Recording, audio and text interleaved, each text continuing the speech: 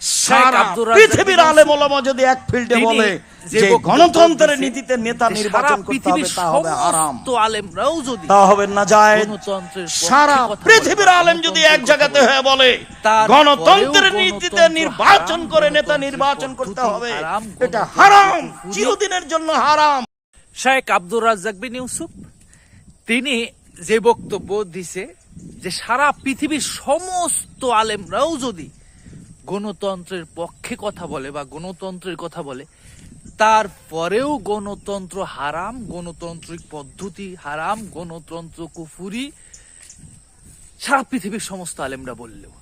এখন এই কথার ব্যাখ্যা কিন্তু আমরা অনেকেই বুঝি না, সাধারণত আমিই তো বুঝতাম না। আসলে সেই জন্য আলেমরা হচ্ছে দুর্বল হয় না, আলেমরা শক্তিশালী অবস্থানে থাকে তাদের ইমান। আর আমরা যারা সাধারণ পাবলিক আছি, আমরা যে কোনো সহজ সরল বিষয়গুলা খুব সহজেই বুঝি যে এরা এটাই তো ভালো। ধরেন মনে করেন যে সমস্ত আলেমরা দল করতেছে, দল করে রাজনীতি করবে, যে ভোটাভুটি দিয়ে ক্ষমতায় যাইতে চাইতেছে, তো এটা তো ভালো বিষয়। এটা কেন আব্দুর রাজ্জাক বিন ইউসুফ বা আব্দুল্লাহ ভাই বা অন্য অন্য অনেক আলেমই আছে, যেমন মুফতি হারুন নিজার, এরকম কিছু মানুষ এটার বিরোধিতা করতেছে। আবার কিছু মানুষ, মানে ওদের অনেক মানুষই এটার পক্ষে কথা বলছে। এখন এই যে কঠোরতা, যে গণতন্ত্র কুফুরি হারাম, গণতান্ত্রিক পদ্ধতিতে ক্ষমতায় গেলেও সেটাও হারাম, সেটাও বাস্তব। আসলেও সত্যিকার অর্থে এটা অনেকের কাছেই মানে স্বাভাবিক চোখে মনে হয় যে এই সমস্ত কথা ভুল বা এটা ঠিক না, এটা আমাদের বুঝি আসে না।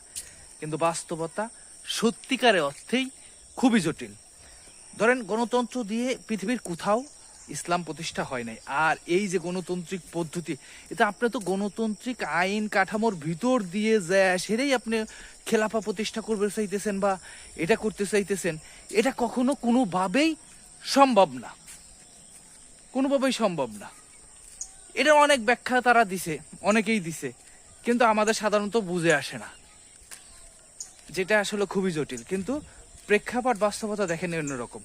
গণতন্ত্রের মাধ্যমে আপনার সত্য মিথ্যা যা খুশি তাই বলা যায়, কিন্তু খেলাফতের মাধ্যমে তো সেটা বলা যায় না গো। খেলাফতে সেটা বলা যায় না। আপনার নামে কত যুক্তি অযৌক্তিক মিথ্যা কথাও বলা যায়, ঠিক আছে। কিন্তু যদি খেলাফত থাকে, যদি শরিয়া থাকে, সেইখানে আপনি একজনের সম্পর্কে একটা এলিগেশন দিবেন, সেটা যদি যথার্থভাবে প্রমাণিত না হয়, তাহলে কিন্তু আপনাকে এই কথার উত্তর দিতে হবে, এই কথার হিসাব দিতে হবে।